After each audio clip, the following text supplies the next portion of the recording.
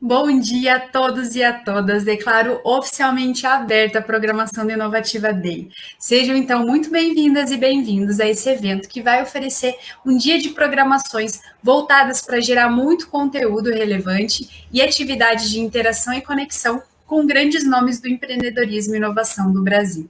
Eu sou Amanda, gestora de eventos e de comunidades inovativa, sou loira branca, tenho cabelo comprido, estou com uma camisa branca e meu fundo também é branco.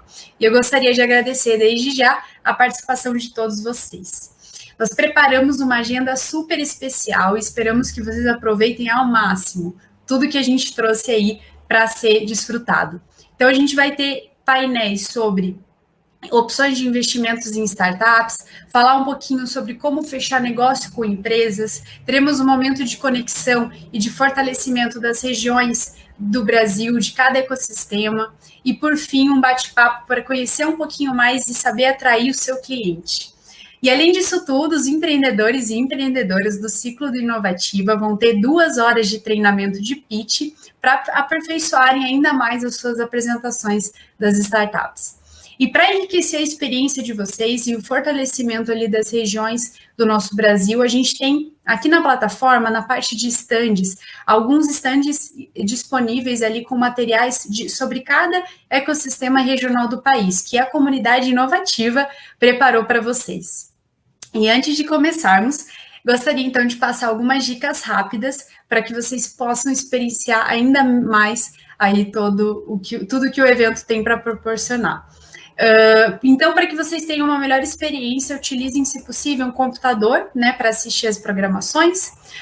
Busquem também material de anotação para colocar os insights e registrar, né, as informações aí relevantes para que vocês possam colocar no seu dia a dia e no aperfeiçoamento das suas startups.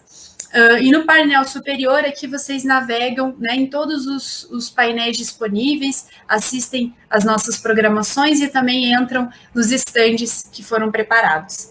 E antes de chamarmos, então, os nossos ilustres convidados que vão abrir as nossas apresentações, a gente tem alguns recados das organizações que são envolvidas na execução, né, do Inovativa Brasil e, consequentemente, do Inovativa Day.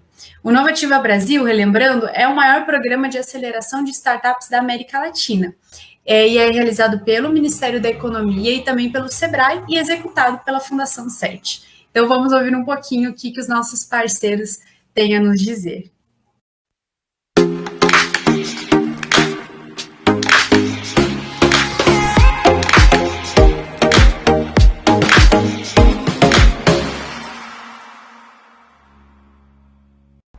Bom dia a todos, sejam bem-vindos ao segundo Inovativa Day do ano de 2021. Esse que é um evento aberto a toda a comunidade, todo o ecossistema de startups, com o objetivo de levar conhecimento sobre empreendedorismo inovador e a experiência de várias pessoas de mercado para vocês que já têm uma startup ou ainda quer criar uma. Vão participar desse evento pessoas que estão tendo contato pela primeira vez com o Inovativa Brasil, sejam bem-vindos. As startups que já estão no nosso ciclo de aceleração, seja no Inovativa Brasil ou no Inovativa de Impacto, líderes e agentes de comunidade de todo o Brasil e também os especialistas de grandes empresas que vão trazer aqui as informações para vocês. Como vocês sabem, o Inovativa Brasil é o maior programa de aceleração de startups da América Latina, com mais de 2.200 startups aceleradas, mais de 1.000 startups conectadas a investidores e grandes empresas. A partir dele, criamos o Inovativa Day e uma série de outros serviços para ajudar você, empreendedor e empreendedora, que queiram desenvolver sua startup e transformá-la numa startup de sucesso. O dia de hoje vai ser muito rico. Trouxemos profissionais com muita experiência para compartilhar a história deles, seja na captação de investidores, captação de clientes, como interagir com uma grande empresa e também contar as experiências, os desafios e como eles superaram e hoje são uma startup de sucesso. Desejo então a vocês um ótimo dia. Peço que conheçam, entrem no nosso site inovativabrasil.com.br para conhecer todos os nossos serviços, além dos programas de aceleração. Aproveitem então o dia de hoje para absorver todo esse conhecimento, levar para os seus projetos e transformar as suas startups em startups de sucesso. Então, um grande abraço e um ótimo evento. Com muito prazer, o Sebrae vem agora participar com vocês de um evento importante para a inovação, o Inovativa Day. Este é um evento parceiro com o Ministério da Economia, com a nossa Fundação CERT E esse Inovativa Day, ele é um evento que promove e que pretende aproximar startups, aproximar os parceiros das startups, realizando pitches. Nós também teremos aqui a participação de várias pessoas, obviamente, interessados nesse ambiente de inovação, e o Sebrae, com muito orgulho, participa, com muita vontade, participa desse momento de inovação, num momento tão importante, onde o Brasil precisa tanto dessas ferramentas de inovação. Startups são importantíssimas, os parceiros são importantíssimos, o encontro promove essa união de pessoas através de palestras, através de oficinas, enfim, é um encontro que poderá trazer bons resultados no momento de inovação que o Brasil tanto precisa. Um abraço a todos, parabéns pela participação.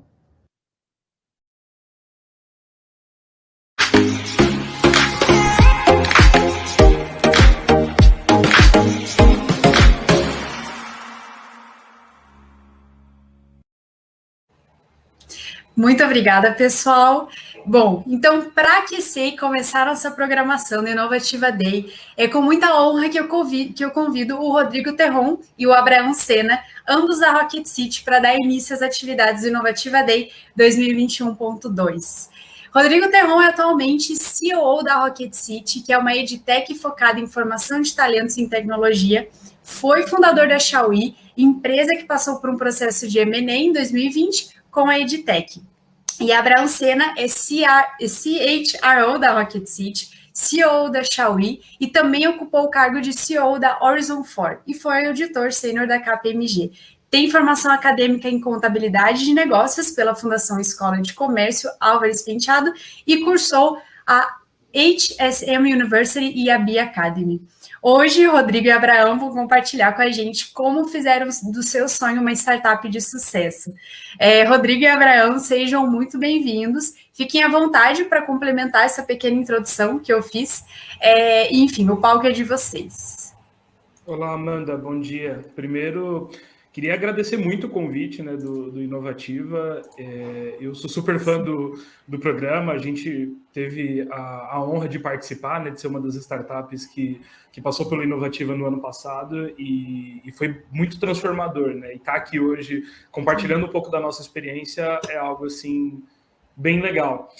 Acho que a apresentação foi perfeita. Eu acho que talvez cabe falar um pouquinho do que é a Rocket City, né? E como a gente está hoje. A Rocket City é uma edtech. A gente hoje trabalha na formação e especialização de talentos em tecnologia, desenvolvedores de software, principalmente, e forma mão de obra de tecnologia para empresas, startups, grandes corporações, acho que para o mercado de forma geral. A Rocket é uma startup de 2017, então ela tem quatro anos aí de existência e a gente hoje tem, nos nossos cursos gratuitos, pouco mais de 120 mil alunos, nos cursos pagos, pouco mais de 25 mil alunos que já se especializaram, que estão em especialização e acessando o mercado.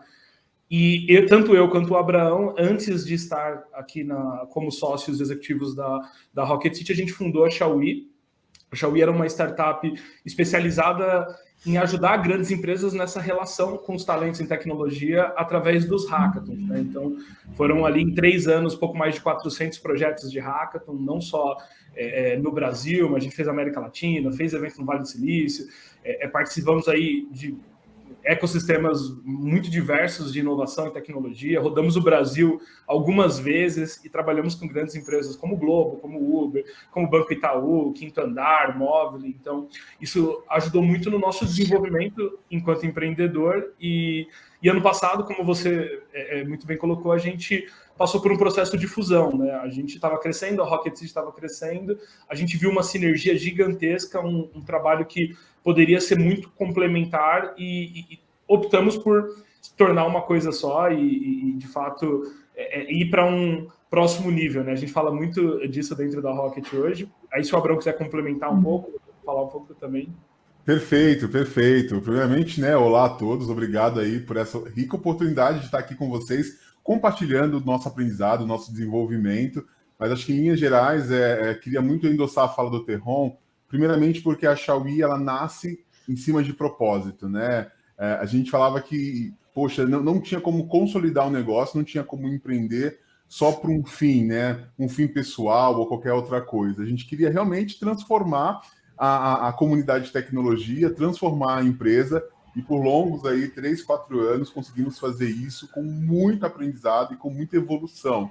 Então, acho que isso é muito importante ressaltar. E a ida para a Rocket City, a fusão com a Rocket City, vem muito para fortalecer mais ainda essa possibilidade de continuar impactando e transformando o mundo, agora por meio da educação e tecnologia, né? Então, eu acho que sintetizar isso é muito importante, porque acho que o nosso bate-papo aqui, ele fala de muitas coisas motivacionais e aspiracionais, mas nortear tudo isso por meio desse propósito, desse objetivo, de sair daquelas falas clichês sobre todo mundo quer transformar o mundo, todo mundo quer mudar o mundo, mas o que de fato é isso? Acho que eu e o Terron, os nossos sócios aqui na Rocket City, conseguimos vivenciar isso na pele aí a cada dia.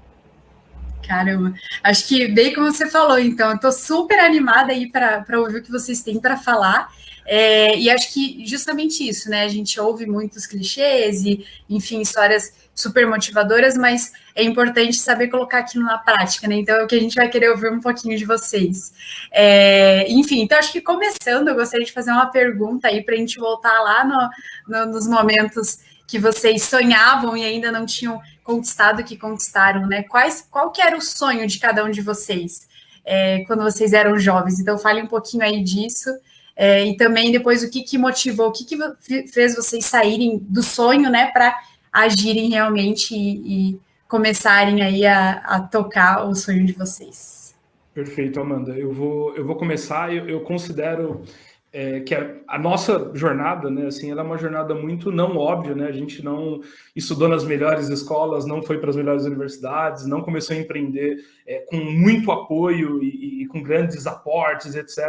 Na verdade, foi bem o contrário, né? No começo da minha carreira, eu estudei escola pública a vida toda e naquele momento você estava ali, cara, o que eu faço agora? Eu terminei a escola, eu preciso trabalhar, eu preciso ajudar em casa e eu preciso de uma profissão. E eu fui para o call center, trabalhei como operador de telemarketing durante um bom tempo e me desenvolvi nessa área, que é uma área de crédito e cobrança, né? Então comecei a trabalhar ali na linha mesmo, cobrando a galera do Cartão Casas Bahia, na época, foi meu primeiro emprego registrado, já tinha feito várias outras coisas, né? Então sempre tentando ali aprender e, enfim, ter experiências. Mas eu fui me consolidando. Dentro do call center, eu fui para uma área de planejamento. Então, eu virei assistente de planejamento, analista de planejamento, coordenador e cheguei a um cargo de liderança geral numa grande empresa. E ali, mais ou menos em 2014, a Intervalor, que era essa empresa, ela foi comprada. E ali que foi... Na verdade, eu já tinha muito isso. Eu queria ser empreendedor, já era um desejo, já era uma coisa que eu nutria desde muito pequeno, né? Muito inspirado na minha avó. Minha avó, ela sempre me motivou e incentivou muito a ter meu próprio negócio. Ela foi assim a vida toda. Até hoje ela tem os negócios dela, então ela falou, olha, eu nunca tive chefe, eu sempre trabalhei para mim, sempre eu fiz minha história e eu sempre tive aquilo como uma verdade. Então, quando chegou nesse momento, assim, que a Intervalor foi comprada, eu estava num cargo, assim, eu respondia para o presidente da empresa, uma empresa de 4 mil funcionários. Eu falei, a cadeira dele provavelmente não vai ser a minha. Então, foi o momento que eu falei assim, vou sonhar grande e vou pensar na minha própria empresa. E aí eu conhecia o Abras a gente já tinha uma relação, a gente se conhecia na igreja, né? Então a gente fazia projetos com jovens e com cunho social, então a gente fazia uma série de projetos juntos e aí um dia eu puxei e falei, cara, eu acho que o que a gente faz aqui dentro da igreja a gente pode fazer para o mercado, a gente pode trabalhar juntos, você tem experiência de mercado, eu também, vamos pensar grande e criar algo incrível.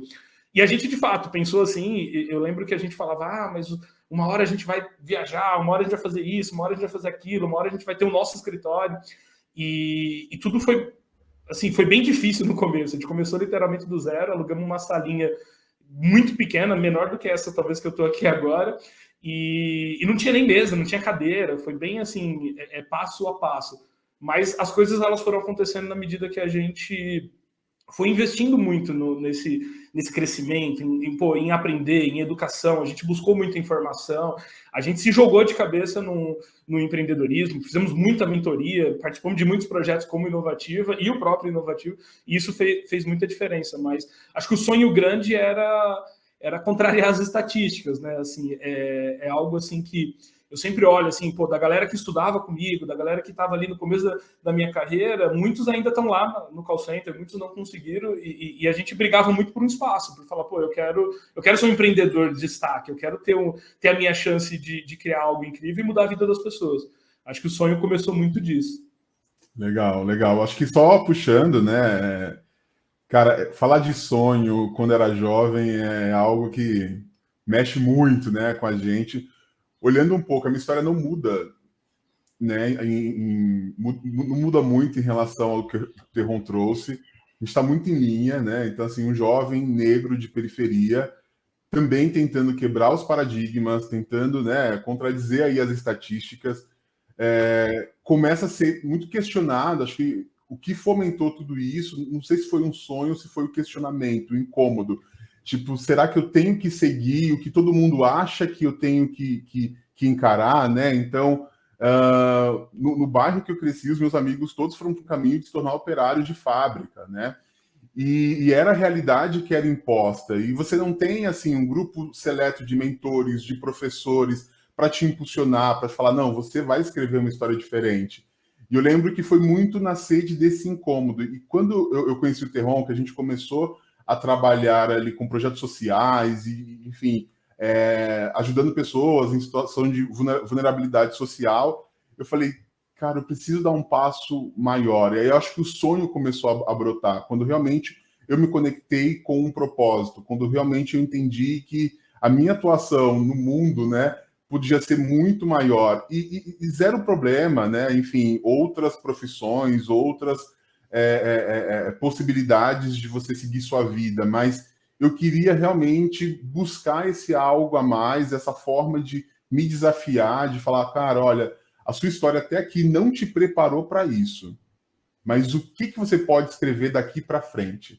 Então, eu carrego muito esse olhar, porque eu falo que, assim, minha família, acho que a família do Terron, principalmente a avó dele, né, conseguiu levar ele para um contexto de empreendedorismo, mas a minha família não. A minha família era realmente totalmente com aquele olhar e viés tradicional, onde eu teria que ir para uma profissão que pudesse me dar estabilidade, segurança, independente do que eu fosse ser. Então, eu falo que esse incômodo começou a me propulsionar. Esse incômodo começou a trazer para mim uma reflexão de eu posso viver algo baseado em propósito, ser um empresário de sucesso, só que agora eu vou ter que me redesenhar, eu vou ter que me esculpir aqui para um novo ambiente, para uma nova proposta. E aí eu acho que foi muito isso, assim. Isso foi aguçando os sonhos, né? Eu não sei se eu tenho ou tive um sonho ou se cada dia era um sonho novo. Eu acho que cada dia a gente construía uma coisa, descobria outra, errava dali, corrigia de lá, tentava, de certa forma, acho que a palavra que mais pode ser embutida nesse processo é resiliência. Né? A gente no caminho tem que ser muito resiliente, porque é uma chuva de nãos. E na verdade, acho que a gente ainda carrega algumas, mas é uma chuva de nãos todos os dias, e a cada dia você tem que transformar um não em sim, ou 2 nãos em 3 sims, e por aí vai. Então, acho que, em linhas gerais, acho que eu contextualizo isso, né? Os sonhos foram diversos e foi muito interessante, ao mesmo tempo, entender o quanto a resiliência nos projetava para algo maior, né? Então, a gente podia ver isso em cada entrega de projeto, em cada forma que a gente conseguia ajudar uma grande corporação, né? Então, essas coisas foram realmente nos motivando a quebrar os paradigmas que estavam sendo impostos para a gente. Caramba, é muito bom aí essa cenário, né, que vocês mostraram para a gente, que acho que é o cenário que várias pessoas se encontram, né? A gente não provavelmente muitos não nasceram talvez filhos de empreendedores de sucesso, né? Que às vezes têm ali mais oportunidades, mas aí fazem acontecer. E acho que puxando assim um pouquinho nesse ponto, queria saber de vocês aí, já que mencionaram sobre esses nãos, né? Quais foram então as primeiras dificuldades, ou quais foram essas dificuldades mais definitivas que, pô, não deu certo, e daí, a partir disso, mudou algo que daí vocês, sei lá, né, mudou a história de vocês. Aí contem um pouquinho sobre esses momentos de, talvez, fracasso, assim, né, e nãos que receberam. Legal. Bem legal a pergunta, Amanda. A gente começou de uma forma muito, muito simples, né? A gente falou, vamos fundar uma empresa? Vamos. A gente tinha mais 2 sócios que, num determinado momento, eles acabaram não se identificando com a jornada e falou, pô, acho que não estou tão preparado assim para empreender, mas eles foram essenciais ali para o começo da jornada, né? E a gente começou, no primeiro momento a gente utilizava a praça de alimentação do shopping ali para fazer reuniões, para discutir, e no começo a gente sentou e falou assim, pô, o que a gente tem de habilidades que a gente pode transformar isso em serviço? E a gente, literalmente isso.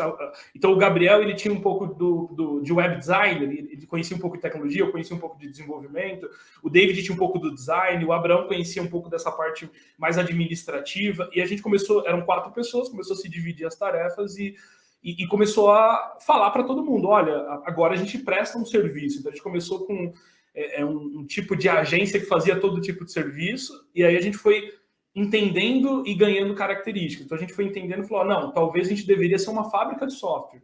Talvez a gente deveria ser uma fábrica de software focada em startup. E aí a gente foi guiando as nossas decisões. Isso ajudou a gente a entender quais perfis de profissionais precisavam estar com a gente. A gente foi muito ousado em fazer as primeiras contratações, porque a gente tinha assim pouquíssima receita, e aí a gente foi e fez uma contratação, e aí...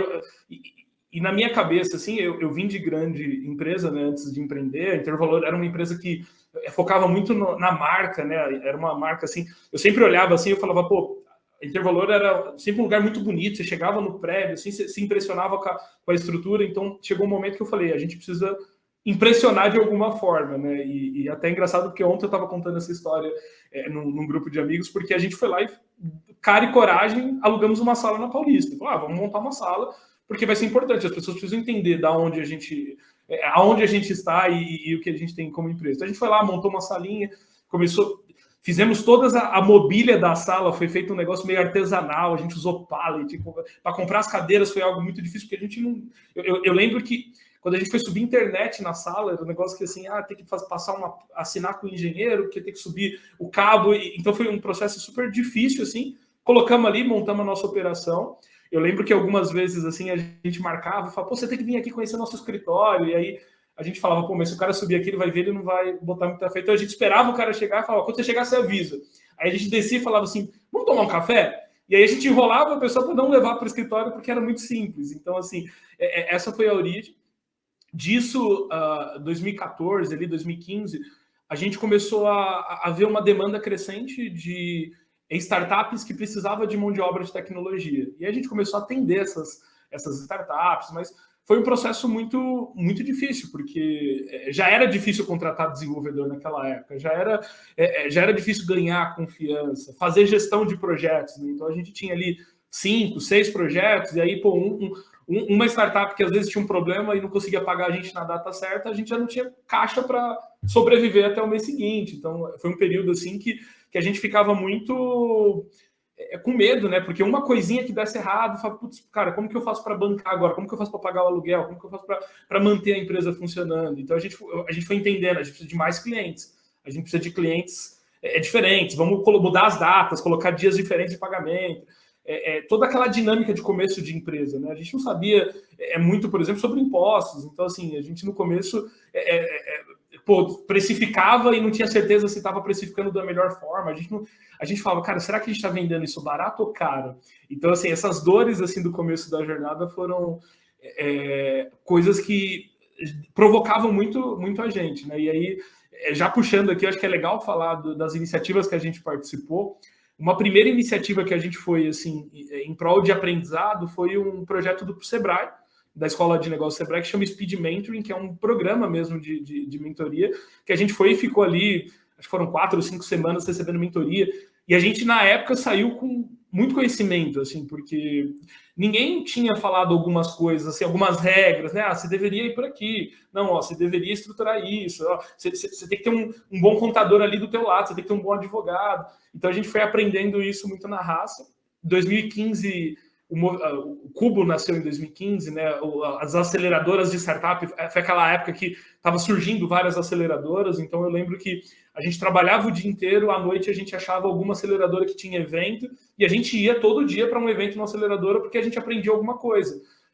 E aí a gente começou a entender o que era um investidor, qual que é o papel do investidor, o que é uma corporação, como a corporação interage com uma startup, o que é um serviço. Então, assim, a gente começou a ganhar muito conhecimento nesse processo. E aí, a partir disso, a gente viu uma grande oportunidade, que foi a fundação da Xiaomi, que aí eu vou deixar o Abraão contar um pouco sobre isso, mas foi uma coisa que aconteceu por acaso, não foi assim, como que você saiu a ideia? Não saiu a ideia, na verdade foi muito consequência de uma série de ações que a gente foi tomando.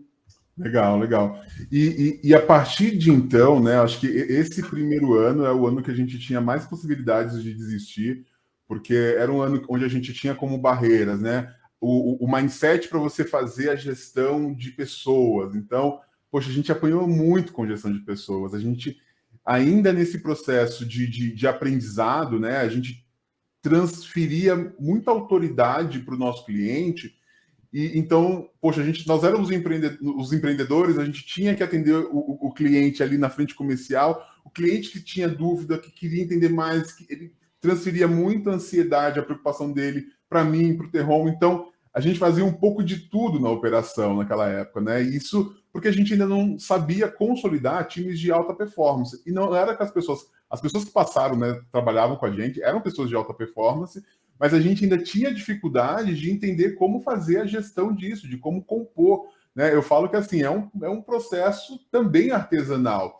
E ainda que a gente tenha passado por grandes corporações, por grandes empresas, né? É diferente quando você recebe coisas já prontas e para um momento onde você tem que fazer do zero. Então a gente sofreu muito com essa questão, sofreu muito com o ambiente também de cultura, entre outros aprendizados, mas o caminho também começou a trazer para a gente grandes mentores, né? Então, quando a gente fala desse programa que a gente participou com o Sebrae, a gente teve, por exemplo, o José Marques, que era um dos professores, dos mentores, né, dos mestres ali que nos guiava, que, por exemplo, começou a acompanhar mais a fundo a jornada. E aí a gente começou até hoje. Até hoje. Né? Então, assim, poxa, como olhar para isso, como que olhar para aquilo, como que estabelecer o negócio. E dentro dessa camada, baseado em muito relacionamento com os nossos clientes, né, a gente começou a ser um pouco provocado com o nosso modelo de negócio. Primeiro que a gente queria ser uma startup, né? Então, numa estrutura de consultoria, a gente tinha uma barreira de escala muito grande, e aí, assim, a gente, né, tinha ali alguns insights, alguns feedbacks, mas a gente, poxa, foi entender na prática o conceito de ter algo que não era escalável. E a gente começou a ir em busca disso. Eu falo que o despertar para essa pivotagem que a gente passou, de sair de uma consultoria de software para uma empresa de hackathons, nasceu muito da curiosidade. Então, no primeiro momento ali, o Terron ele viu um movimento de mercado, ele viu algumas iniciativas tomando forma, e aí ele participou de um primeiro hackathon que era como se fosse um Startup Weekend, mas com uma modelagem um pouco diferente, de uma iniciativa que veio de fora do país e tal. E ali ele me convidou, a priori eu meio assustado, falei, cara, não sei se é para mim, ficar 24 horas ali, 48 horas sem dormir, não sei se eu vou ter essa coragem, mas ele foi na curiosidade, veio carregado de insights, de elementos, então é muito engraçado, né? O que move um negócio a ser pivotado, né? No nosso caso foi um pouco dessa curiosidade, dessa vontade de descobrir coisas novas. A partir disso, a gente foi experimentar numa segunda iniciativa, um hackathon que a IBM organizava, e aí foi nesse mesmo foco, aí esse eu tive coragem de ir, quase, enfim, fartei de ansiedade, mas foi para mim algo muito importante, porque uma vez que eu tinha muita conexão com o mercado corporativo, eu trabalhei só em Big Four, em grandes empresas, em grandes consultorias, eu não tinha um contato direto, né, com um movimento como esse, de hackathons, que vem do Vale do Silício, que trabalha muito essa questão de oportunizar e flexibilizar processos, de inovar de fato. Então, eu pude ali ser protagonista dessa jornada também dentro desse caminho de curiosidade. Passado isso, a gente sai desse evento se questionando muito. Tipo, cara, a gente trabalha com desenvolvedor, o Hackathon ele tem um oceano de uma rede de network muito consolidada, muito ampla. né, um oceano de especialistas ali que querem se aventurar nessas construções. Não tem ninguém operacionalizando isso, né? Operacionalizando hackathons com metodologia, com processo, com definições, com plataforma, né? Com plataforma, com um olhar ali mais técnico. E aí, mais uma vez, a curiosidade começa a despertar na gente, né? Essa possibilidade de você dar um passo para a mudança. Você começa encontrando uma brecha no mercado. Então, esse é o primeiro ponto. Meu Deus, o que é empreender? O que é, de fato, você consolidar um negócio? O que é inovar? É você pegar essas lacunas, essas brechas de mercado e trazer ferramentas, formas de, obviamente, né, dentro de um desenho validado, né, ou a validar a possibilidade de erguer o negócio. E aí a gente identificou esse ponto. Poxa, ninguém está operacionalizando isso e as empresas estão sofrendo muito para fazer isso sozinhas.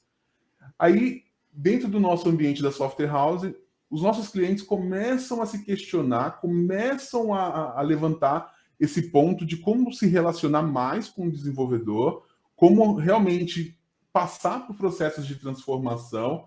E aí a gente, na hora, já tinha a resposta. O Hackathons é uma metodologia. E aí um grande cliente nosso, que depois virou sócio e, obviamente, amigo até hoje, o Ederson e o Domingo da Assertiva Soluções aqui de Campinas, né, encomendou com a gente o primeiro hackathon, um hackathon que a gente ia realmente desbravar aí, né, essa oportunidade e esse setor, trazendo todo esse conceito de plataforma, de consultoria, de acompanhamento e de jornada ali conectada, né, para fazer relacionamento entre a comunidade dev e as corporações. Então, esse foi a nossa linha do tempo até chegar, né, ali o nosso primeiro hackathon, e depois disso a gente começou a cada hackathon validar a metodologia, aprimorar e já ter um insight de como transferir isso para um ambiente tecnológico.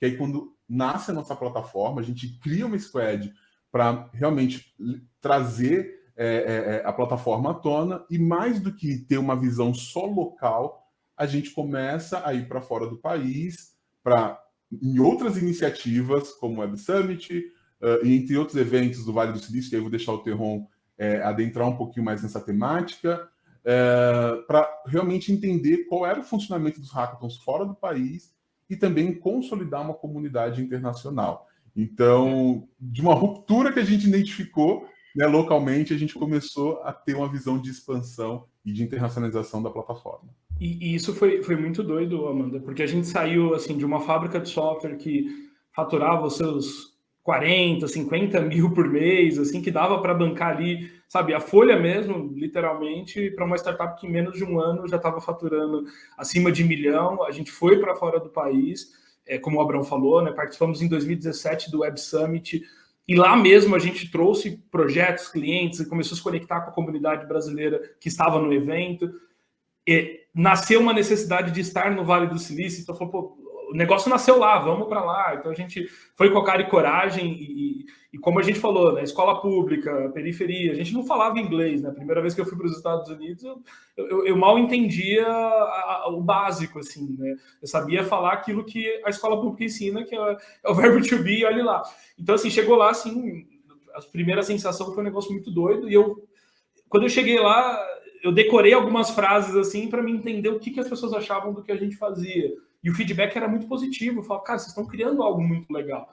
E aí eu voltei para o Brasil, eu falei, Abrão, vou te mandar para o Vale do Silício. Falei, você não vai, não? Eu falei, não, você vai sim, você está embarcando tal dia. Comprei a passagem, mandamos o Wendel, que era um outro sócio, mandamos o Ricardo depois em outro momento.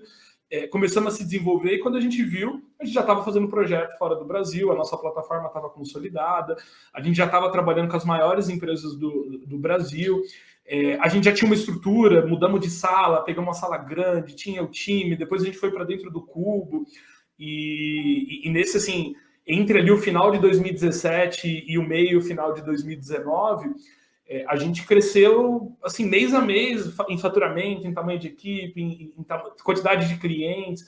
A gente passou a entender como reter um cliente. Então, tem um cliente, sei lá, como a Uber, que a gente fez projetos em 2 anos, quase 11 projetos. Então, a gente passou a ter trabalhar de uma forma diferente, sempre focado muito na construção de uma marca muito forte. Então, a marca Xiaomi, ela sempre foi muito forte. As pessoas, Todo mundo sempre achava que a Xiaomi era uma empresa 50 vezes maior do que ela realmente era. Então, quando as pessoas falam, pô, os meninos da Xiaomi estão aqui, tinha um negócio muito grande. Nesse momento, a gente participou do Startout no Canadá, a gente participou da missão de internacionalização do Tech Day em Nova York, a gente participou da missão do Web Summit. O Web Summit a gente foi 3 vezes, e a gente colocava um stand da nossa empresa lá, e as pessoas olhavam e falavam, pô, essa empresa deve ser muito grande.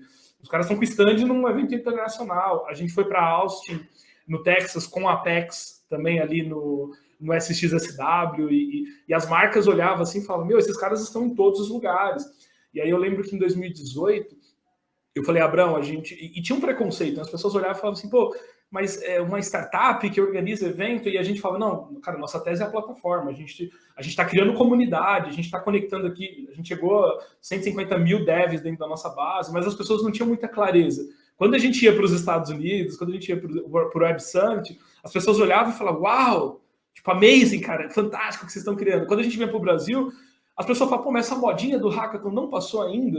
Eu lembro que eu ouvi isso no stand, o cara chegou no nosso stand dentro do evento e perguntou, tipo, mas vocês ainda estão fazendo? E aí eu falei para o Abrão, a gente precisa dar a volta por cima.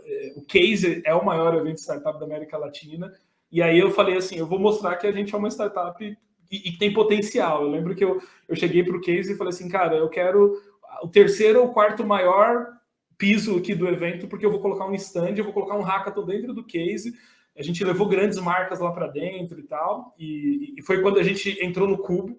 Eu lembro até hoje, assim, o Pripas, super parceiro, ele foi no stand e a gente já atendia o Itaú, né? E aí ele falou, cara, vocês têm que estar lá dentro, por que vocês não estão? E foi uma transformação muito grande, né? A gente saiu, assim, de 4 pessoas perdidas tentando vender software e sem ter muito conhecimento para uma startup que estava no Brasil inteiro. A gente rodou todos os ecossistemas, a gente conectava as pessoas, né? Então, assim, o que a Xiaomi deixa de legado...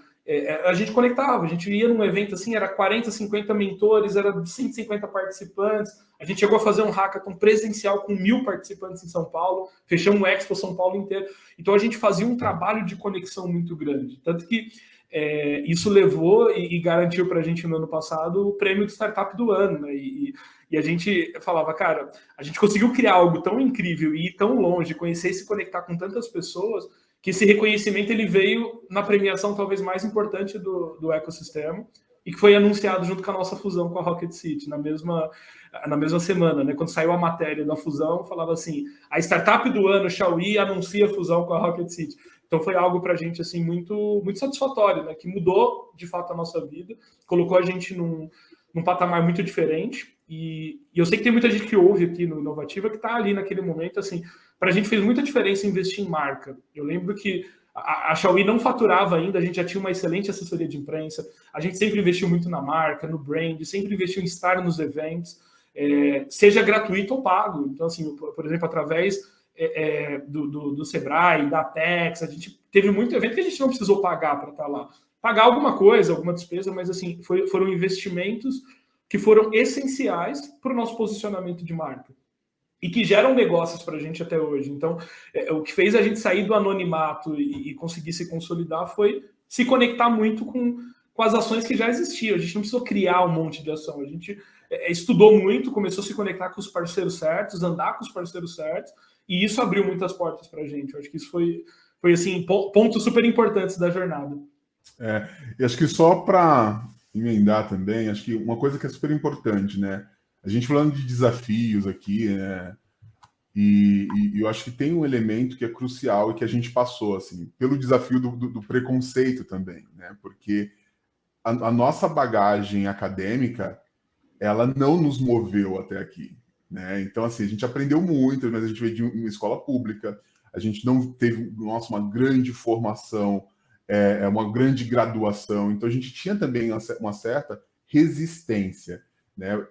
A gente tinha que se provar 10 vezes mais, a gente tinha que marcar presença cara, poxa, não importa da onde você veio, não importa que você às vezes vai se apresentar, você não tem uma graduação internacional, porque muitas das vezes a gente tinha que se apresentar, a gente passava aquele constrangimento, sabe aquele climão, poxa, mas minha graduação não eu não fiz uma especialização fora, tal. Então, todos esses elementos, ainda que alguns conectados com uma certa resistência, um certo preconceito, quem são esses 2 caras, esses 4 caras, ou esse time aí que saiu do nada e está levantando o negócio. Então a gente teve que lidar e resistir muito a esse preconceito, muitas das vezes velado, muitas das vezes disfarçado com um sorriso no rosto, mas a gente teve que encarar isso, e era aquela coisa, né?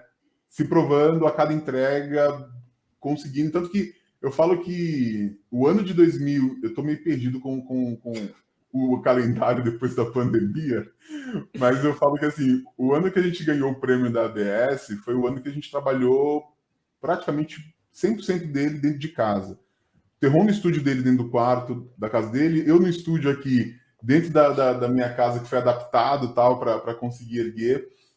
E foi um dos anos que a gente mais faturou. E tem uma frase que eu acho ela incrível, né? Que aquilo que você faz na escuridão pode te levar para a luz. Então, quando chegou o prêmio, quando a gente realmente conseguiu ter a notícia, eu estava fazendo uma live, eu estava confiante, mas sabe aquela coisa? Poxa, não sei se isso vai ser agora, porque para mim o importante é continuar trabalhando. E quando a gente recebe essa notícia, foi algo muito impactante e algo que vem endossar também a importância de você continuar focado, olhando para o propósito e olhando para o objetivo. Sabe? Qual que é o objetivo? Consolidar o negócio, impactar pessoas, ter uma excelente entrega, mudar o mercado.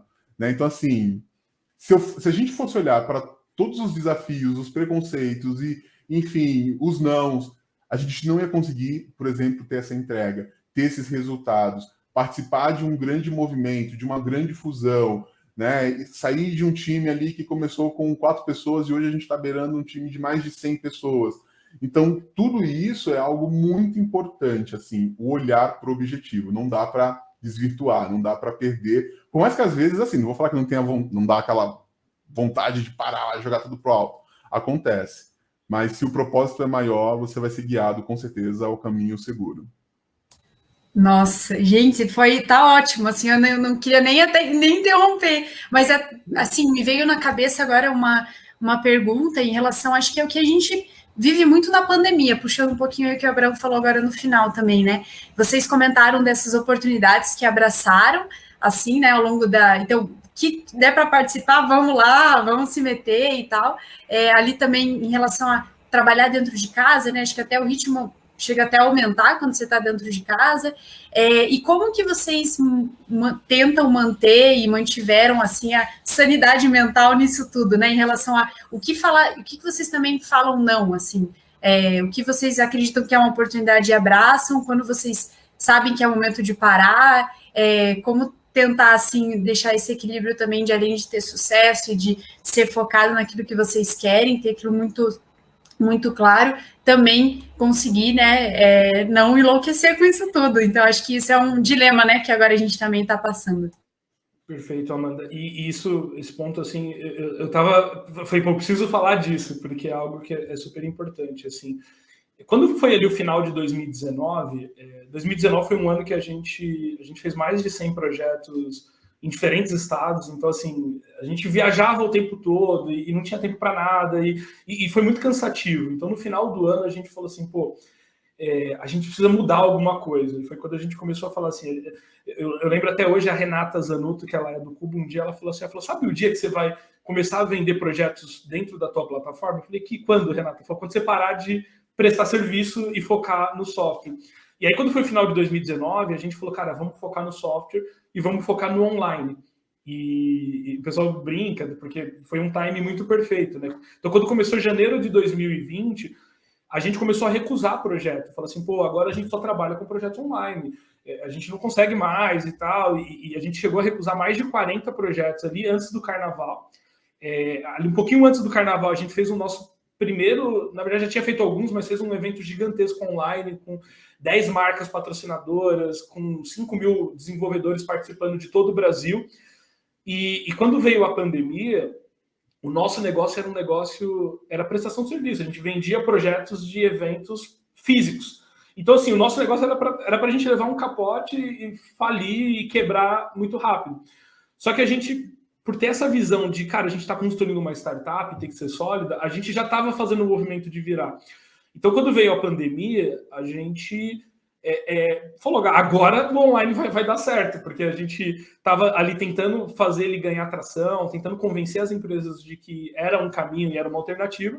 A gente acelerou esse processo e cresceu. Só que aí foi assim, foi muito legal a gente, num momento muito crítico ali dos primeiros dias de pandemia, a gente poder chegar para o time e falar, gente, ninguém vai ser mandado embora, ninguém vai perder o emprego.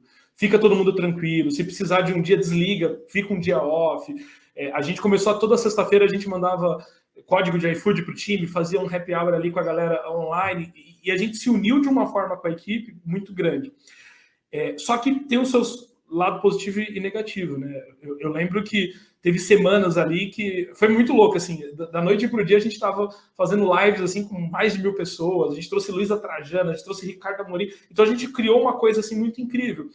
Só que isso começou a consumir a gente ficava 15, 16 horas ali trabalhando, fazia live até 10, 11 horas da noite. Às vezes pegava uma sequência assim, eu e o Abrão de 3 lives, e isso foi muito prejudicial, principalmente para a saúde. Então, assim, eu engordei quase 35 quilos durante a pandemia, e eu fiquei de março a abril, ou melhor, de março a outubro, sem sair de casa, fazendo aquela correria, e não podia desligar, e não podia não fazer live. E isso começou a gerar um problema muito grande. Quando foi ali em outubro, quando a gente bateu o martelo, vamos fazer a fusão, e aí a gente fechou uma exclusiva com a Exame, ia anunciar a nossa fusão primeiro na Exame e tal, e a gente foi fazer essas fotos da fusão, né? E até hoje, quando você pega lá Xiaomi, Fusão, Rocket City, você vai ver que na foto eu tô muito, muito acima do peso que eu tenho hoje. E aí foi para mim uma virada de chave. Assim, eu lembro que no dia que o fotógrafo tirou, eu falei, cara, posso te falar uma coisa? Eu não vou postar nenhuma dessas fotos. Eu falei assim, essas fotos... Eu falei, se esse é um dos momentos mais importantes da minha vida e eu não tô bem comigo mesmo, eu vou só guardar isso como uma lembrança. E isso foi no dia 31 de outubro de 2020. No dia 1º de novembro, eu comecei a mudar a minha rotina. Então, eu comecei a priorizar, comecei a fazer exercício, comecei a pedalar, comecei a fazer academia. Então, isso foi uma mudança de paradigma assim, muito grande para mim, porque eu perdi os 35 quilos, mas eu ganhei hábitos um pouco mais saudáveis, né? Eu brinco que eu não melhorei minha alimentação, eu gosto de comer um monte de besteira, gosto de chocolate, e foi a parte mais difícil, mas eu mudei completamente minha rotina. Hoje eu acordo, eu faço exercício, eu vou para academia, eu faço natação, fiz Muay Thai, joguei tênis, tudo que eu nunca tinha feito e investido em mim, eu comecei a investir. O Abrão está num momento muito parecido agora, também investindo muito nessa questão de qualidade.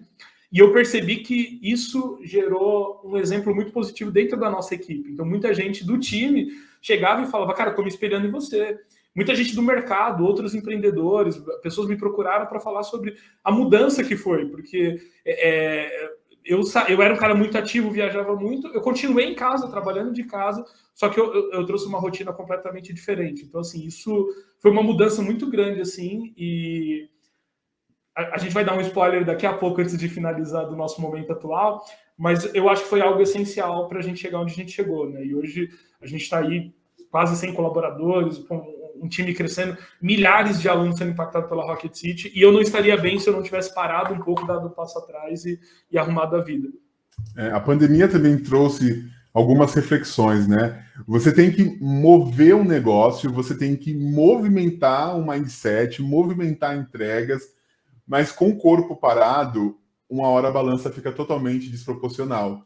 E olhando esse ambiente de saúde física, né, e mental, entre outros aspectos, teve uma hora que eu tive essa concepção, falei, cara, eu estou movendo um lado, mas eu não estou me movendo desse.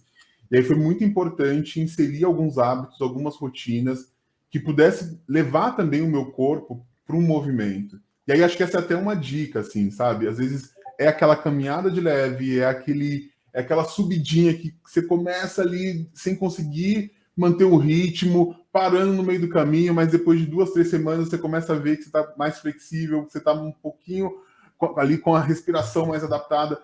E são coisas básicas, né? E às vezes ninguém bate nas suas costas como empreendedor, enfim, em qualquer outro ambiente ali do negócio que você está inserido para falar, faz uma caminhada, você vai voltar com a sua mente muito mais conectada, com a capacidade, né, de receber um oxigênio no cérebro muito maior para poder emitir coisas novas, para poder pensar diferente.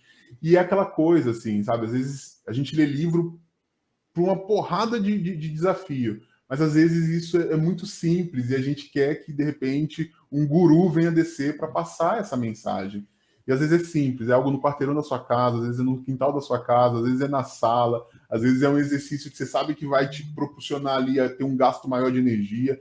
Mas nesse período que a gente está passando, é muito importante. Por mais que a gente está aqui, né, confiante que está no finalzinho, que logo mais a gente já, né, consegue ter mais segurança a voltar ao ritmo de antes, e eu já estou vendo um movimento muito positivo nisso, mas eu acho que não é só sobre, né, a gente voltar à nossa rotina do passado, as possibilidades.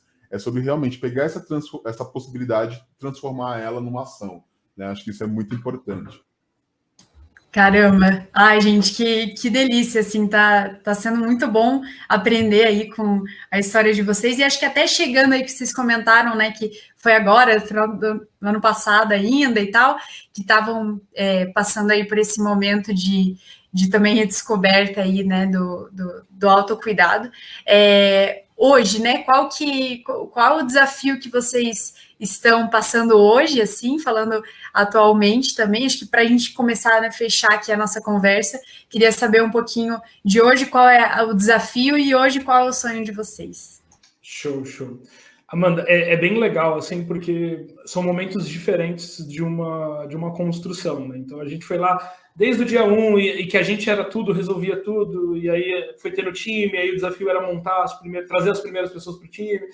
Qual que é o nosso momento hoje, né? Então, eu falei que ia dar um spoiler aqui, né? A Rocket City, ela tomou uma proporção pós-fusão muito interessante. A gente, depois da fusão, assim, conseguiu trazer algo muito, muito bom em pouco tempo. Então, em um ano, a gente cresceu, assim, muito. Nisso, a gente começou aquela discussão, a gente pega investimento, para onde que a gente vai? E a gente conseguiu algo muito legal. A gente está passando por um processo de M&A novamente, então, assim, algumas pessoas mais próximas que a gente já contou, falaram, não acredito e tal, mas, assim, a gente passou por um processo, estamos passando por um novo processo de M&A, eu não posso abrir tantos detalhes, mas, assim, é algo muito bacana, que vai trazer para a gente aquele mérito, né, de finalizar um ciclo de uma forma muito positiva e inaugurar um ciclo novo de uma forma muito mais desafiadora, né? Então, a gente está fazendo um êxito, o tão sonhado êxito do empreendedor e algo que é muito bacana, só que a gente está indo para um projeto de IPO que é um desafio gigantesco. Então, assim, a gente está fazendo parte de alguma coisa muito maior a partir de agora, voltado para a educação, voltado para a formação de talentos em tecnologia. Então, assim, o desafio continua o mesmo. E hoje o nosso desafio, assim, a gente está num momento que eu não posso mais ser o terron mão na massa, o terron que entra lá e sai fazendo tudo. Eu atrapalho o time se eu fizer isso, né? Então, meu papel hoje como executivo é o papel de dar direcionamento, dar clareza, fortalecer a cultura da Rocket City, dar muita tranquilidade para as pessoas que estão aqui dentro e fazem parte do nosso time, de que a gente está na direção certa. E ajudar, né?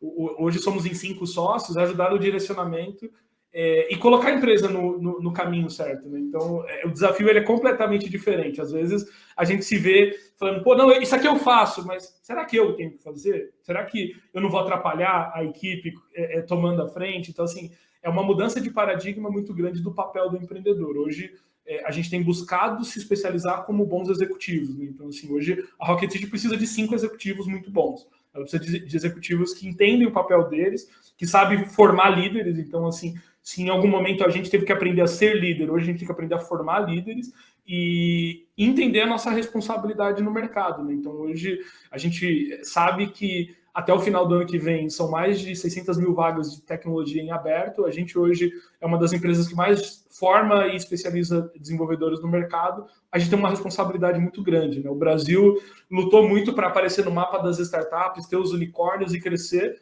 E se não tiver desenvolvedor de software, o Brasil para. Então, assim, a gente tem visto muitas matérias falando sobre o apagão dos desenvolvedores. Então, assim, acho que o nosso posicionamento, a nossa postura, o nosso desafio é combater esse apagão e formar os melhores talentos no mercado e levar a educação para quem realmente precisa, né? A educação pode mudar o Brasil. Talvez é uma das únicas coisas que realmente pode mudar. Então, esse é o nosso propósito e é por isso que a gente acorda todo dia e se dedica para fazer a diferença, né? Eu diria isso. Até para não estourar o tempo, endosso o que ele disse e muito com essa pitada de estar no momento, né, onde a gente está sendo muito provocado a sair de uma zona segura, de uma zona ali que, né, enfim, o tão clichê, a zona de conforto, e isso mostra o quanto executivos também, seja de startup, de grandes corporações, precisa ter esse olhar para o desenvolvimento, né? A gente, acho que depois de empreender por longos anos, né, sendo esse multitarefa, passando por todas as entregas, né, às vezes sendo centralizador demais, pecando nisso, às vezes conseguindo entender e distribuir melhor ali a construção, a gente também agora passa por um processo dessa possibilidade de trazer mais o time para um protagonismo, às vezes de ficar um pouquinho ali mais nos bastidores. Isso faz parte da rotina de qualquer executivo e mais do que nunca também a oportunidade de se conectar com outras possibilidades, seja formações. Então a gente está estudando muito, a gente está passando por grandes linhas ali, né, de conexão com outros executivos e tentando extrair o melhor para cada vez mais conseguir consolidar o negócio. Ainda mais agora nesse movimento que, ó, primeira mão, vocês estão tendo uma exclusiva dessa informação. Todo mundo que está acompanhando aqui esse projeto incrível. E fazendo give back, Amanda, assim, hoje a gente é mentor, a gente apoia startups, eu fiz meu primeiro investimento anjo, eu estou me especializando e buscando educação porque eu tenho pretensão de sentar e participar de alguns conselhos, então, assim, o papel vai mudando, né, e a gente está tentando devolver tudo aquilo que a gente recebeu, e essa é uma forma também, né, de estar aqui compartilhando um pouco da nossa história.